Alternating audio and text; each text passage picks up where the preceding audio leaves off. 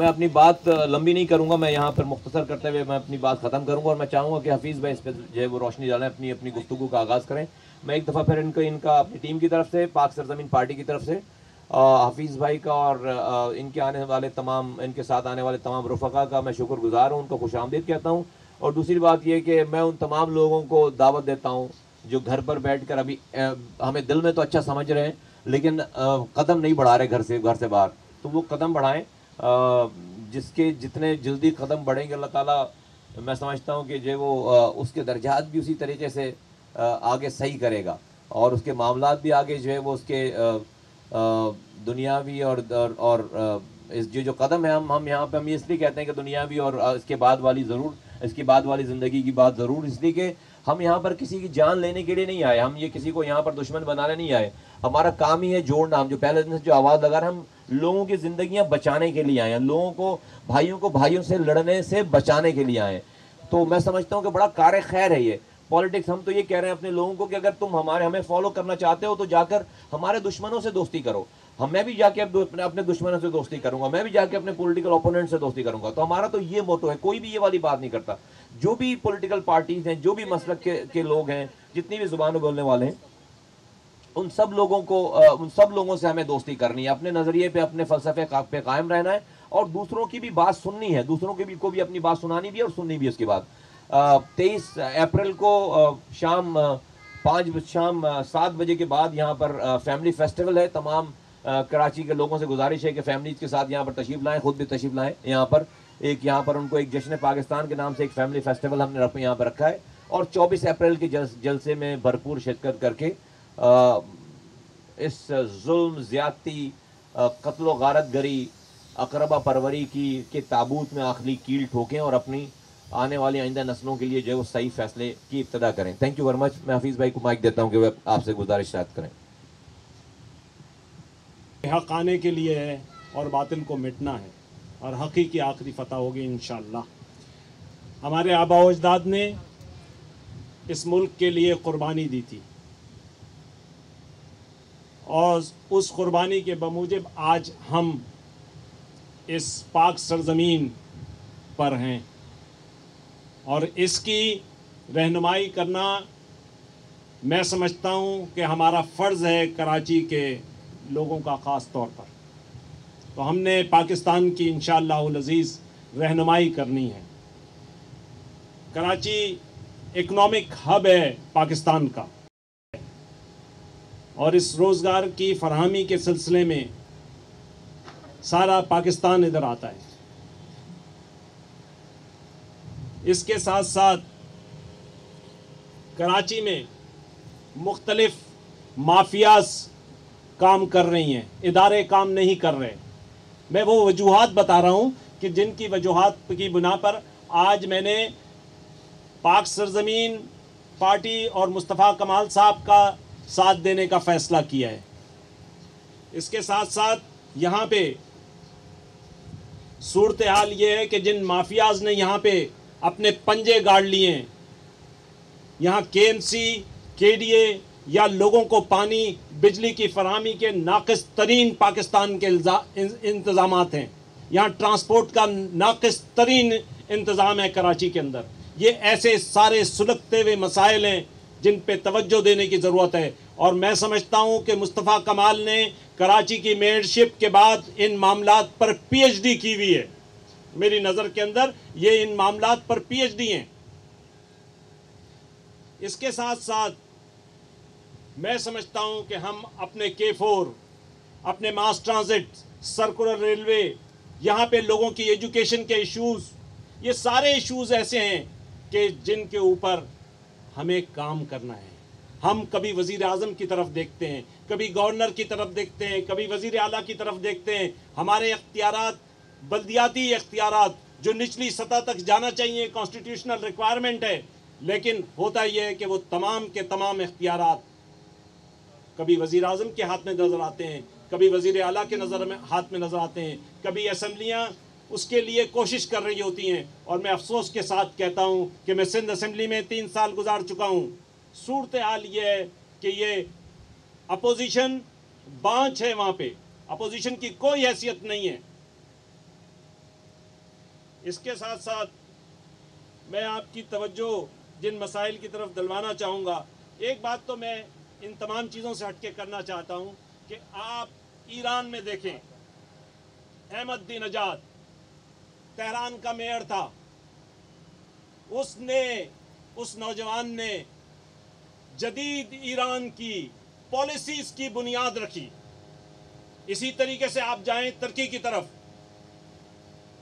तुर्की का आज का सदर इस्तांबुल का मेयर था, जिसने इस्तांबुल को इस्तांबुल बनाया, और वो मरीज यूरोप आज इकोनॉमिक सेंटर बना हुआ है, मुस्लिम दुनिया के लिए भी और यूरोप के लिए भी, जहां से ह्यूमन रिसोर्स से लेकर टेक्नोलॉजी प्रोवाइड की जाती है। तो मैं कहूँगा वो तैयब अर्दकान था। मेरी ख्वाहिश ये है कि इस शख्स जिसने कराची की बुनियादों में अपनी सलाहियतों का जौहर चमकाया है, उसको ये मौका मिलना चाहिए कि वो पाकिस्तान की क़यादत करे। कराची पाकिस्तान, कराची की बात करना, महाजरों की बात करना कोई जुर्म नहीं है, कोई जुर्म नहीं है। हम पूरे पाकिस्तान की क़यादत करेंगे, सही मानों में। हम पढ़े लिखे लोग हैं।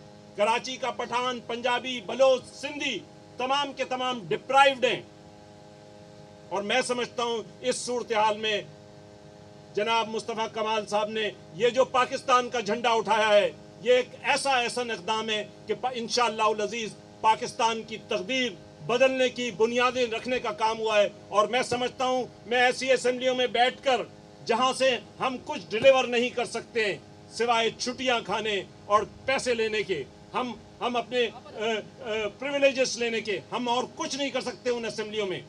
तो मैंने ये फैसला किया कि मैं न सिर्फ अपने असेंबली से इस्तीफा दूं, बल्कि पीटीआई से भी इस्तीफा देके उसकी बुनियादी रुकनियत से इनके हाथ मजबूत करने के लिए मैं खड़ा हुआ हूं।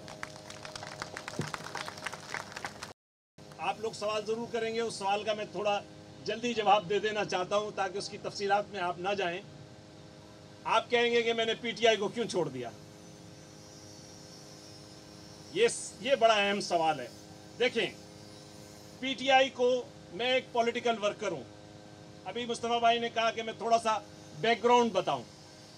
मैंने सबसे पहले रिपैट्रिएशन की मूवमेंट 1970 में जब जुल्फ़िकार अली भुट्टो साहब यहाँ 70 क्लिफ्टन में आए, तो उस वक्त से जद्दोजहद का आगाज़ किया है। मैं डीजे कॉलेज के अंदर फर्स्ट ईयर का तालिब इल्म था। उसके बाद मैं उसी कॉलेज का जनरल सेक्रेटरी और प्रेसिडेंट बना, लॉ कॉलेज का प्रेसिडेंट बना। तमाम तहरीकों में मैंने काम किया है। मैं मुस्लिम लीग नवाज में नवाज शरीफ के साथ भी रहा, लेकिन उसके बाद मैंने सोचा कि शायद कोई तब्दीली पीटीआई से नजर आ जाए। लेकिन इस कराची में इतनी मेहनत हमने की पार्टी को खड़े करने के लिए कि आप इसका तसव्वुर नहीं कर सकते। एक इलेक्टेड बॉडी सामने आई, लेकिन उसके नतीजे में मैं बड़े विद ड्यू रिस्पेक्ट मैं कहता हूं, खान साहब अपने उन ना तजुर्बेकार, ना आक़िबत अंदेश दोस्तों में घिरे हुए हैं, जिन्होंने पीटीआई के साथ कराची में यह किया कि जिस हल्के से पाकिस्तान तहरीक इंसाफ 53,900 वोट लिए थे, उसका कैंडिडेट ही चला गया। रातों रात दूसरा हल्का, ये लाइंस एरिया वाला, इससे 23,000 वोट के बाद क्या असर हुआ? 1400-1700 कुछ वोट है। तो मैं कहता हूं, इन तमाम इश्यूज पर हमने विद इन दी पार्टी अपना एहतजाज हर बार नोट करवाया जमहूरी तरीके से, लेकिन हमें उसका कुछ हासिल नहीं हुआ। सेम पूरे मुल्क के लोगों को और ख़ास तौर पे कराची के लोगों को इस सूरत हाल से जो नाउमीदी हुई है, वो भटक रहे थे। मैं समझता हूं कि रोशनी का चिराग बनकर मुस्तफ़ा कमाल ने उन भटके हुए लोगों को रास्ता देना है, और इंशाअल्लाह उल अज़ीज़ ये रास्ता बनेगा। जहां तक ये बात रही कि ये जो मैं ज़रा ये सवालात का मामला इसलिए ख़त्म कर देना चाहता हूँ कि आप कोई बहुत ज़्यादा मुझसे सवालात ना करें, फिर भी करेंगे तो फिर मैं हाजिर हूँ। मैं ये कह रहा था कि ये जो कराची के जो मसाइल हैं उस पे एक पॉलिसी बनाएंगे हम इंशाल्लाह मिलके। मैंने मुस्तफ़ा कमाल साहब से सारे इश्यूज़ पे बात की है। मैं समझता हूँ कि हम सिर्फ कराची के लिए नहीं, पूरे पाकिस्तान की प्लानिंग इंशाल्लाह उल अज़ीज़ करेंगे।